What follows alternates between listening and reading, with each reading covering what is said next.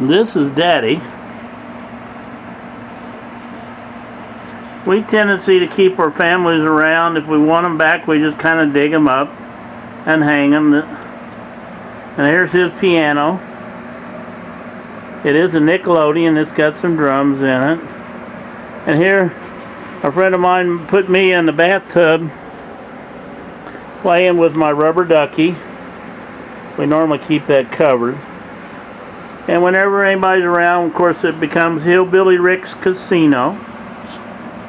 And then we got punt and return. It's like a booze game. If you get off, it makes noise. We got some pictures we've taken on the wall. There's Jane Mansfield that's in a water bottle. Then we walk around, you can see we do have a few computers, maybe too many, and we have a really good time. Here's some of the pictures on the wall of my kids. Not sure who that guy is. Maybe we'll recognize him one of these days. This was a Laughing Larry game done by Milton Bradley. They don't even know they made it. It's just a demo that was made years ago. And here I got to meet some of the guys out at Rick's Restoration. So, are you ready?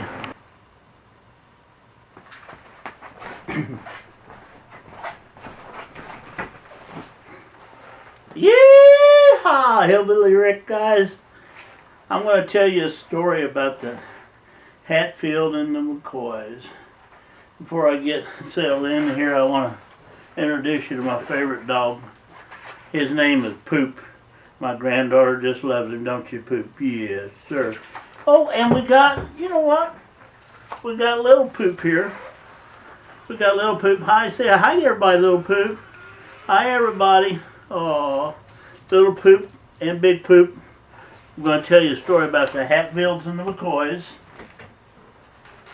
And many of you may have forgotten. It goes back many, many, many years ago. Yeah, it was Christmas Eve in Hillbilly Land. Grandma was in the kitchen. She's preparing possum, grits, and some great roadkill that the mailman left. The moon was shining brightly, so Grandpa went down to the moonshine still. He was checking his corn mash. He checked it once. It tasted so good, he thought, I think I'll taste it twice. Mom and Dad were in the parlor trying to figure out how to get the kids to go to bed. About that time, Grandpa came stumbling in, all full of holiday cheer. Yee-haw! So you young'uns still up, he said. Yet Ma and I can't get them to go to bed, they said. They're so excited. They're waiting for Santa Claus to come right on down the fireplace. How about you tell them a story, Grandpa? So I nodded my head, and I squinted my eyes, and I said, I get my pipe down, and I knock it on the pan, and I said, I think I'll tell you the story about the Hatfields and the McCoys. Well, so he grabs his book. He says, come here, old dog, Poop. Woof, woof. The dog barks as he jumps on by Grandpa's lap. Come on up here, Poop, for a minute. There you go. He jumped on my lap. There you go, Poop. You be a good doggy. All right. Well, a long time ago, there were two hillbilly clans, the Hatfields and the McCoys. The Hatfields were from Hobstadt, and the McCoys were from Princeton, of all places. For years, they'd been a feuding. They set up roadblocks on Highway 41, and they wouldn't let anyone through. They hid behind big beer trucks down at the truck stop, morning, noon, and night, and would change guards so nobody could get through. Well, now this year was very unhospitable. Every now and then they'd take a shot. Bang, bang, bang! And people would run and hide. But you know what? Nobody ever got hurt. Now, the mailman, Gary, would take mail to each of the clans. He worked under a Scrooge by the name of Greg, who made him work very, very hard. Well, the roadblocks messed up the mail too, and made it hard for all the clans to file their income tax returns. Well, while this was going on, a little hillbilly boy named Ben Hatfield, he fell in love with a little hillbilly girl named Olivia McCoy. Well, they'd go to school early each day so they could see each other. They'd meet at lunchtime. They would sneak out behind the old oak tree and spoon.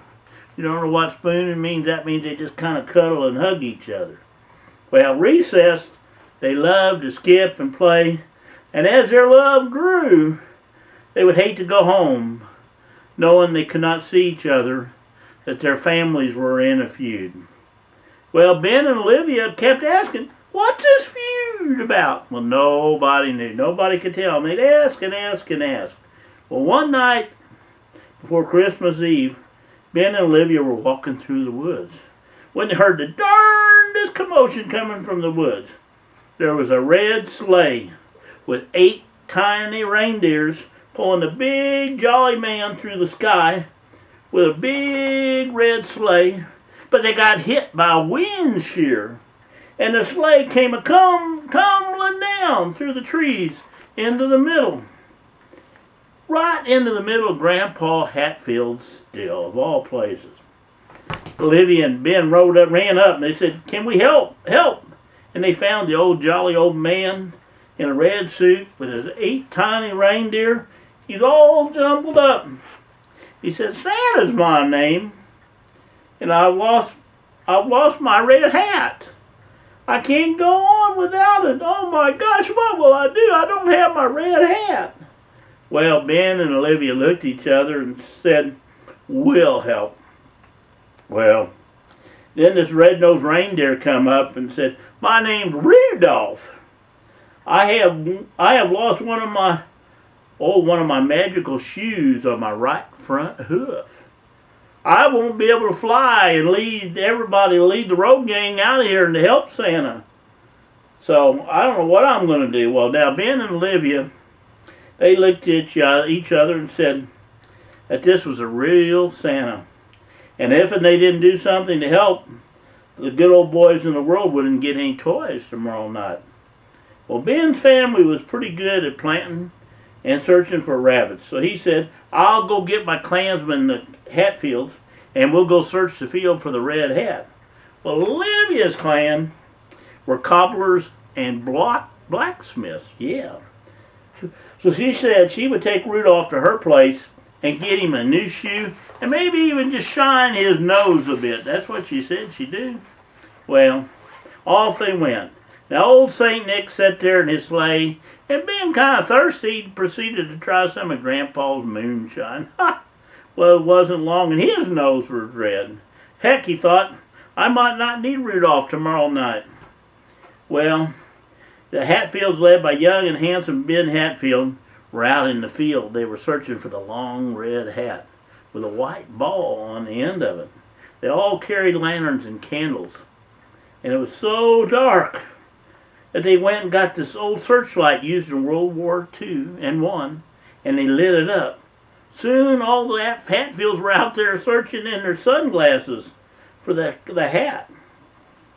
Well, the kids started crying, and even the codgers had tears in their eyes. Well, Grandma McCoy said, "We can't have that. Well, come over here, Rudolph." And she said, "Get here in this lazy boy recliner. Paul, you get your tools. Jack, you get that fire fired up a bit," she said. "Son, get the shoes out and we'll see which one fits Rudolph. Well, Olivia, you get the brass sew out and go to work on shining his nose." Well, old Rudolph, he laid back in that recliner, surrounded by the McCoys, and soon they found a shoe that would fit. And Jack heated it up in the fire. Grandpa took it and started hammering on it. Soon he was shaping it out with a 7,200 RPM grinder. Olivia was just a buffing with brass sew on Rudolph's nose. Oh my gosh. Soon Grandpa said, "Stand up, Rudolph. Let's see how that shoe fits."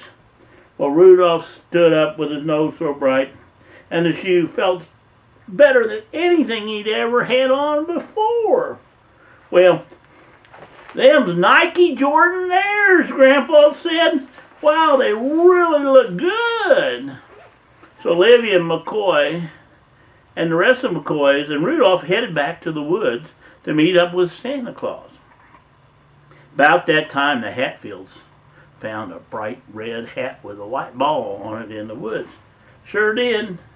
So they all headed the woods. Well, as both clans approached the clearing in the woods from different directions, the Hatfields were coming from the south-southwest, and the McCoys were coming from the north-northeast. Well, as Ben and Olivia's eyes met, they could see both of the clans coming together, and they were, oh my gosh, what's going to happen? Well, Santa Claus, he was no fool, and he could see Rudolph was prancing like never before in his Jordan Airs, and telling Donner and Blitzen and the rest of the road gang all about how great he had been treated by the McCoys. Well, Santa was being handed his bright red hat by the Hatfields, with a gleam in his eyes as he put it on his head. Thank you all, Santa said. Now he didn't have much time, so he jumped into the sled. He said, Rudolph, it's up to you. If there's to be a Christmas this year, we need to go. Fly like the wind, he said. And he looked down at the young Ben and Olivia, and he said he could see the love in their hearts. And it was so strong that the clans forgot about their feuding. And as Santa Claus and his 8 tiny reindeer flew out of sight, you could hear him say as he grabbed his hat, he said, now that's true love. It's a real McCoy. By the time the story was over, Grandpa could see the young'uns were fast asleep. There by the fire was warm and the birds and everybody were there. And then he turned and he noticed that also his son and daughter-in-law were nestled in each other's arms by the sofa by the fire. Grandma came over to Grandpa and said, with a gleam in her eye, she looked at them and said, Grandpa, Ben, and yes, Olivia, there will be a Christmas tonight. And the true love of the Hatfields and McCoys will live on forever. That's the real McCoy. Now, what do you think about that, Poop? Huh? You think you like that? Huh? Well, say bye to everybody. Bye. See y'all later. Yeehaw.